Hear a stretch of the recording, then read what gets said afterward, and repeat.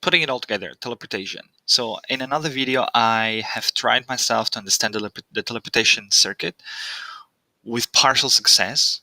I've run a couple of examples through the circuit, and I seem to get expected or outcomes that actually really made sense. But I was not able to read the circuit sort of at an intuition level without, because I would honestly like to take a look at the circuit and say, oh, that's what's going on. Oh, that's what's happening. Okay. So I'm hoping that maybe this helps me. Maybe it's not possible. Maybe you just have to build that intuition with, running examples and then seeing patterns of gates and how gates are applied. And then the thing is, I think that type of intuition is needed to then really do the actual development work, right? And say, okay, here I have a problem. How am I going to code? How am I going to build a quantum algorithm or a quantum program that helps me solve that? And I have the suspicion that circuits it's maybe a bit romantic to believe that you can use circuits to intuitively understand things. Maybe it's just a nice way to graphically explain a circuit, but what I found by running the thing running sort of also at an intuition level, running those two examples with the teleportation circuit, was that by seeing those numbers, you could easily see how the information is transformed and cancelled out and created, and how uncertainty is created and managed, etc., which was helpful. But it felt that you have to put a fair amount of work to understand something at an intuition level, right? And I like here, I see already this written step 1, step 2, send the message. So maybe that's trying to explain me a bit more at the intuition level, what's happening step by step. And that's really what I would like to be able to do.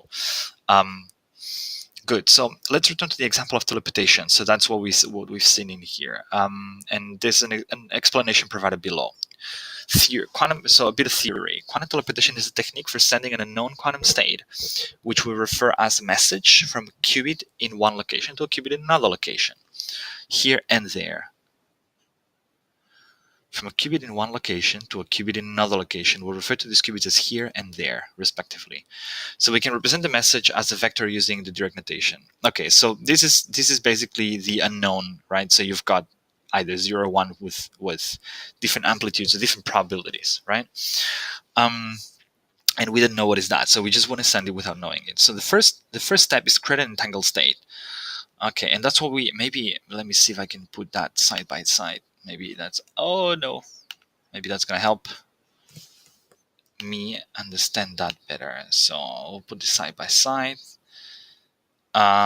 Switch to the other one and put it side by side here and then here, and see. Okay, so the circuit we have here at the end, so that's here, right? So it's a step 1, create an entangled state, and that's what we do with the Hadamard and the control knot.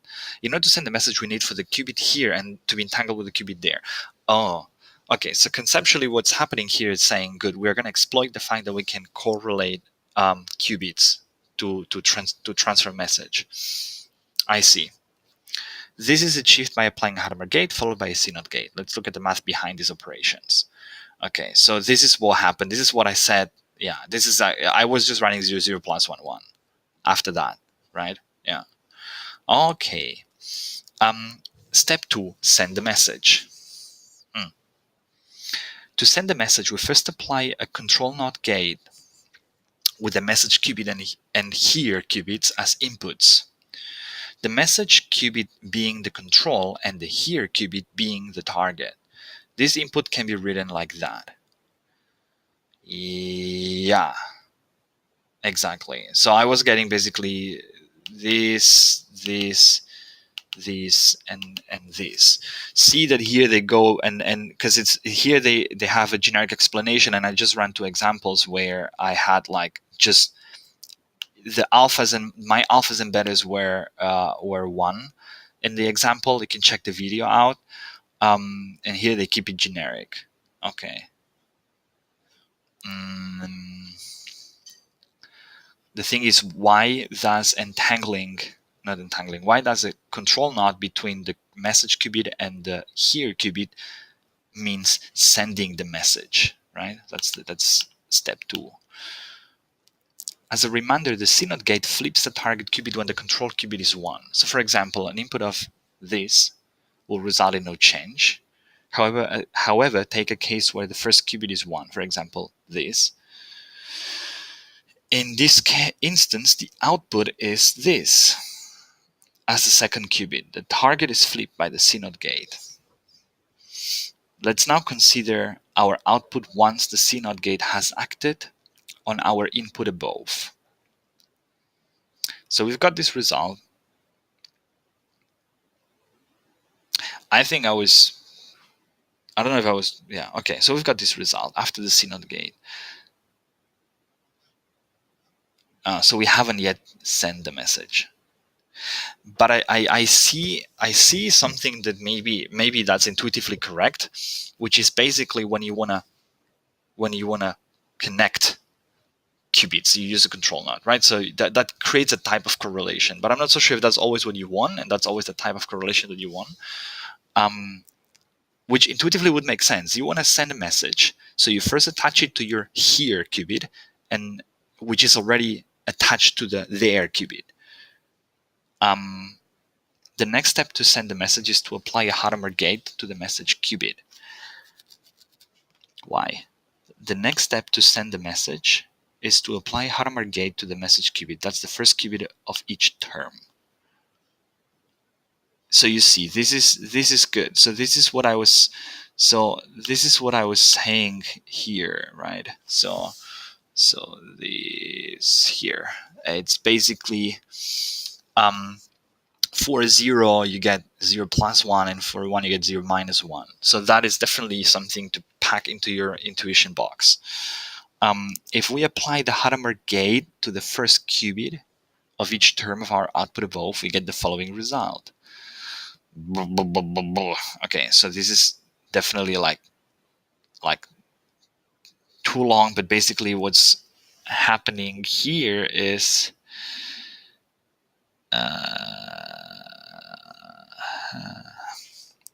okay, so it's being expressed like that, and I skipped that exactly. So there's a way you can jump directly into this.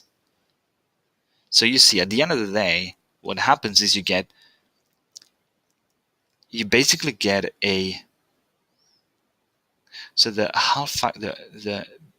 1 divided by 2 factor is common to each term, so we can now take it outside the brackets. Yeah, so all this stuff, and then at the end of the day, you end up with just all possible combinations of zeros and ones, right? 0, 0, 0, 0, 0, 0, 0, 1, then 1, 0, 1, 1, 1, 0, 0, 1, 0, 1, 1, 1, 0, 1, 1, 1. Yeah. And that's what I basically ended up with this guy here by intuitively applying that, so you can kind of skip those steps. But I think that only works because my alphas and my betas were ones, so for me it was intuitively easier, right? I still don't get why doing that means sending the message. So what's basically saying is that doing a control knot and a Hadamard means sending the message. This is what I find a bit stretched out in the explanation. Measure the result. Due to the here and there being entangled, any measurement on here will affect the state of there. If we measure the first and second qubit messages, the first and second qubit message and here, we can learn what the state there is in, due to this property of entanglement. Yeah. I mean, they're correlated. If we measure and get a result 0, 0, the superposition collapses, leaving only terms consistent with the result, 0 or 1. This can be refactored to 0 and 1. Therefore, if we measure the first and second qubit to be 0, 0, we know that the third qubit there is in state 0, 1.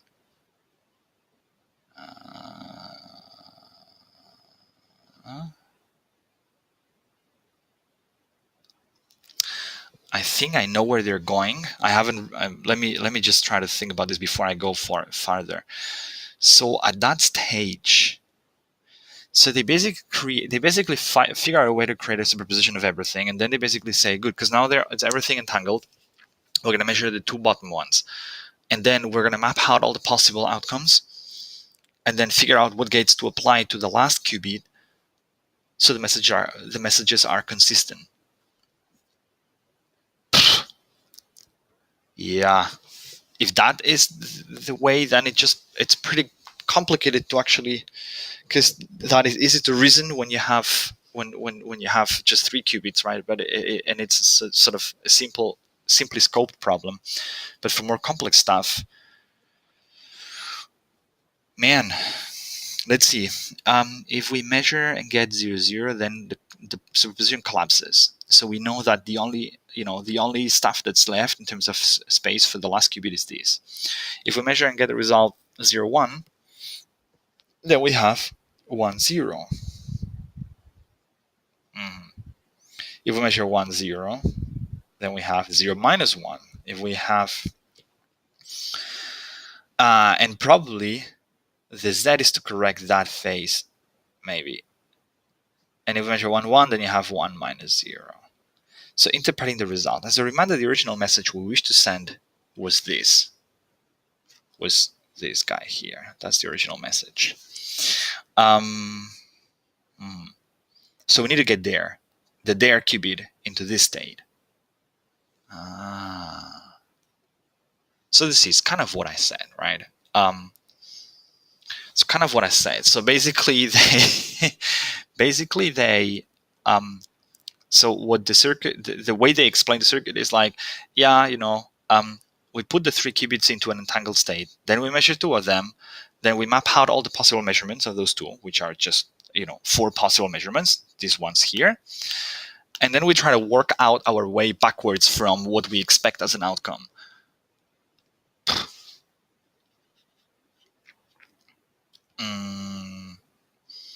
So if we measure and got the result 0, 0, then the qubit will be in this state. So that's already what we want, no alteration required. If we measure and got the result 0, 1, then we get this state. And okay, and so that's why you apply a NOT gate. That's why I apply a NOT gate to flip that and get what you want, which is these. And then you have basically, if you measure that, you have that, and exactly. So you only good. Now it makes, so now I understand why the Z is there. It's not to transfer the phase, it's to correct. I have to say I'm a bit deceived. I'm a bit deceived by, I'm just, the rest is obvious, right? Summary, show below the textbook quantum circuit that implements interpretation moving from left to right. Oh, so you had it here. Yeah, so basically, step 1, entangle here and there. Step 2, send the message using a C0 and a Hadamard gate. So that's quite interesting. So apparently, these guys mean sending a message. This is something that I'm definitely interested in exploring a bit further. Why would that mean this? Why this means sending a message intuitively? Because then you could just maybe reuse that concept later on for something else. But so this is already something I know. You create a correlated pair of qubits in a way that they always agree. But that's not that obvious. But you see, right? So basically, for me, what I've summarized is step 1 and 2, entangle the whole thing. And step 3 is measure and then work your results backward, like what gates you need to apply there so the message is consistent, and work it out backwards. Okay, and here we've got the code, but I'm not going to get into the code right now.